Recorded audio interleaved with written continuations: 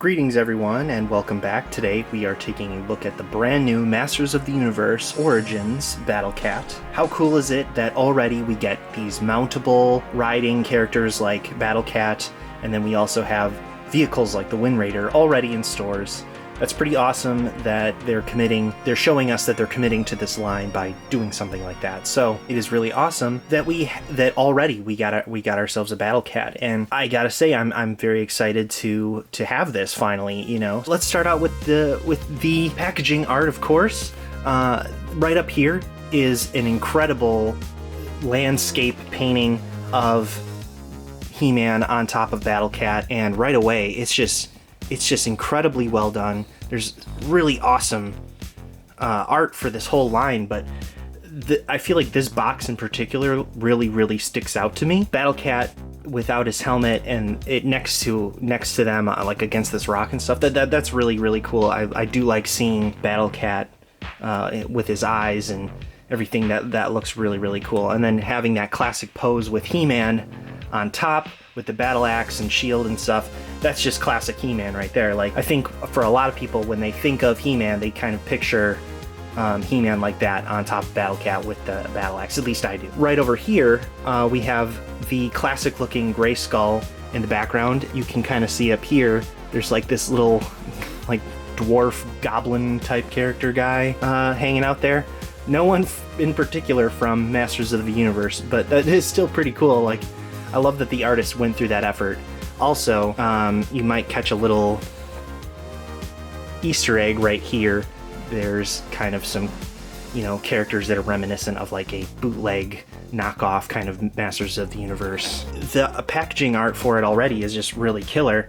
And then let's flip it over to the back, and we have ourselves a whole other thing of art here. And this one is more kind of in the line of the kind of art assets and style that they're using for backings of these, especially on the regular carded figures. But it is cool that we get like a Skeletor versus He-Man and Battle Cat sort of situation, and up in here that we get, we got Teela, or is it the Sorceress? Who knows? It is the Spear, so it's probably a Sorceress, isn't it? This has like a nice finish to it. It does, if you can tell, it kind of has like a gloss. And then on the back here also we got the, how to remove the armor, and in the vein of the vintage ones, and then it has all the rest of the figures that are available right now in Walmart, if you can find, so we got the Sky Sled and Evelyn, Skeletor, Beastman, Man-at-Arms, Teela, and He-Man.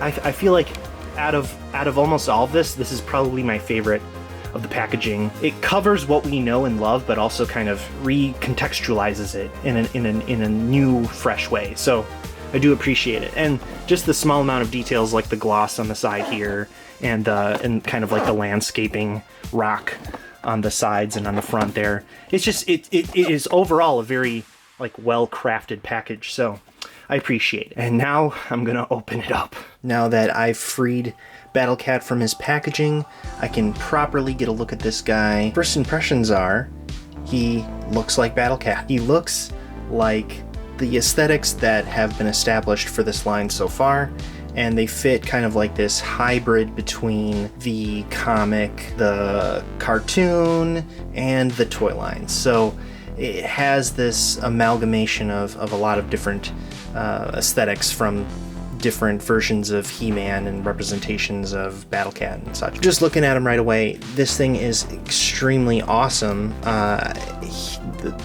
The armor looks really good. It has a little bit more of like the reddish orange look, closer to the Filmation Battle Cat, and then going off of that, he has the very striking yellow eyes.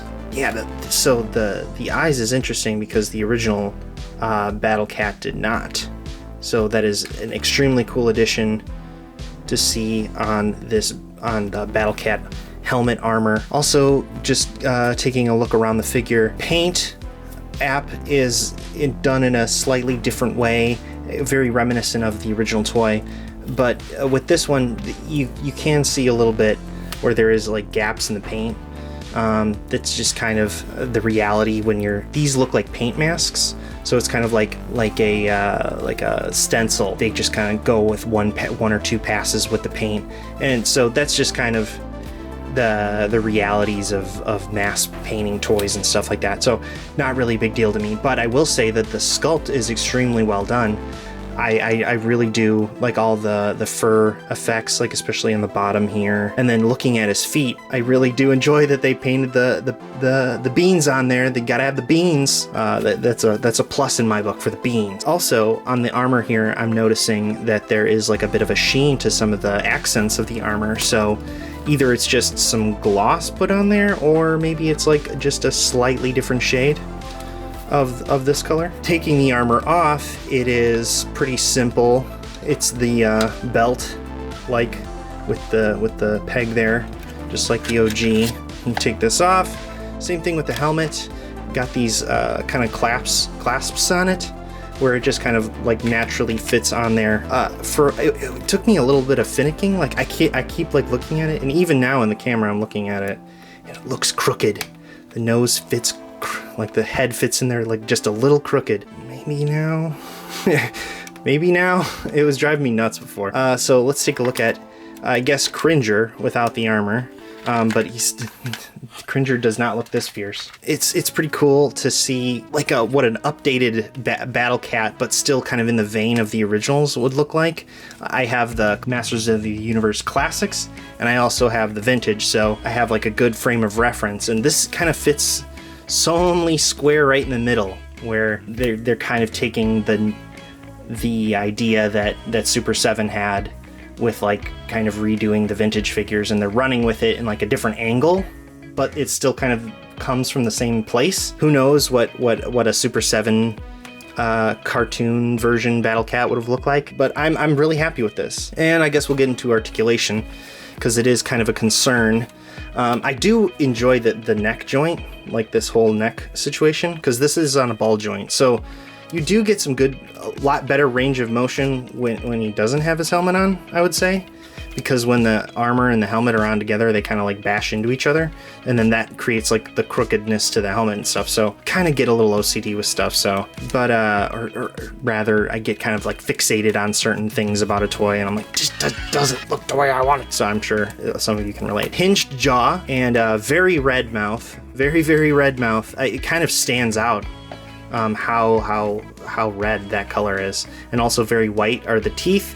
There are sculpted bottoms to the teeth, bottoms and tops in between, but they aren't painted.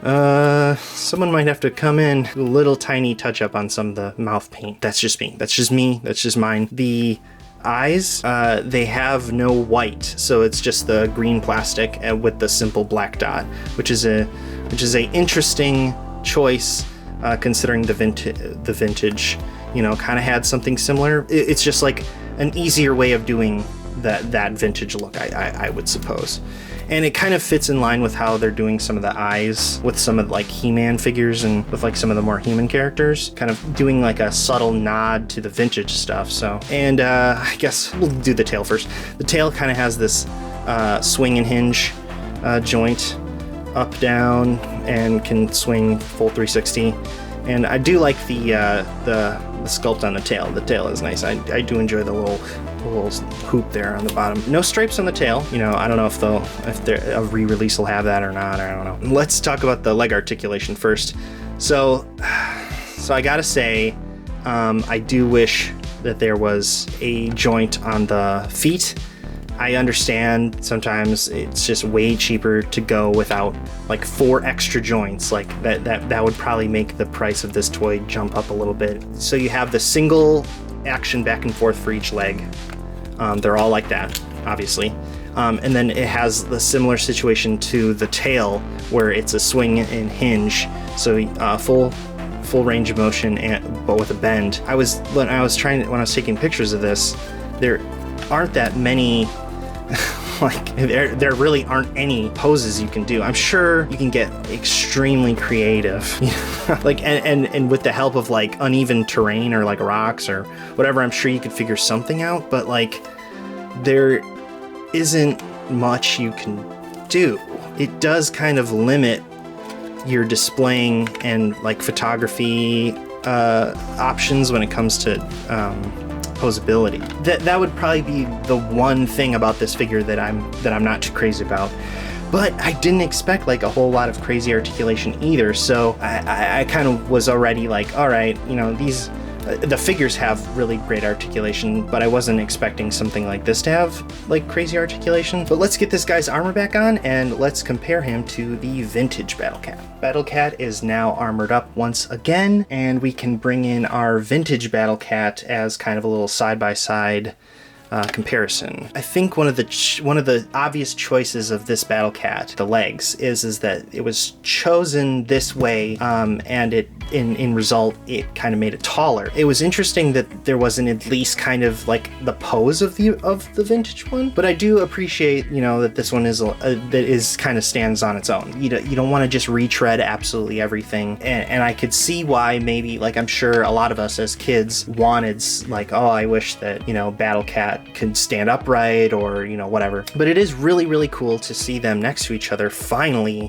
you know, after seeing these online, and it's finally here. We have it in the photo booth here, so it is really cool. Obviously, standing out right away is the color of the armor. Again, I mentioned before with the eyes, non-painted eyes for the vintage one, but it is cool to see like the differences between these two. Even the yellow is like a bit brighter.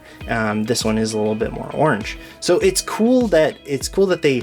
And I do feel that this is kind of the main theme of these new figures, is that the colors are turned up a bit.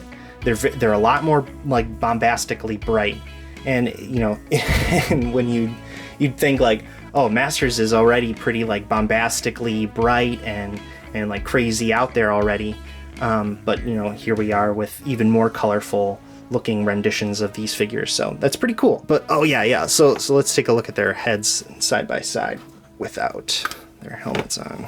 That's interesting to see. Oh yeah, so the eye is blue on the vintage one, and this one kind of has the green. I thought it was green, but they do kind of nail that same expression really well, I think. With the ears are back, but then he's got the nice fur on the side. Gotta love that you can actually like articulate the jaw on this new one. And of course, I had to put these two together. He-Man's most loyal and least obnoxious companion are together at last in my photo booth, and I thought it'd be great to get a shot of them together, He-Man mounted and riding his noble steed. They look just as epic and grand as you would hope that these two together would look from this brand new line. So it is incredibly cool to see this classic combination in this new style. I gotta say, if you're a fan of Battle Cat, if you want that classic combo with He-Man and Battle Cat, you gotta pick this one up for sure. It is a bit tough right now, considering, you know, everything that we're going through, and on top of that, the shipments are taking longer than normal. Who could expect something like that? But it is important that, you know, don't lose hope. I'm sure that they're going to keep pumping these out, so just be patient out there, everyone. Happy hunting. Thank you so much for watching. I really appreciate it. Leave a like, subscribe. You know, I'm not going to jump all over your case about that, but, you know, if you do, every little bit helps, so I really do appreciate it. Thanks again, guys. Until next time.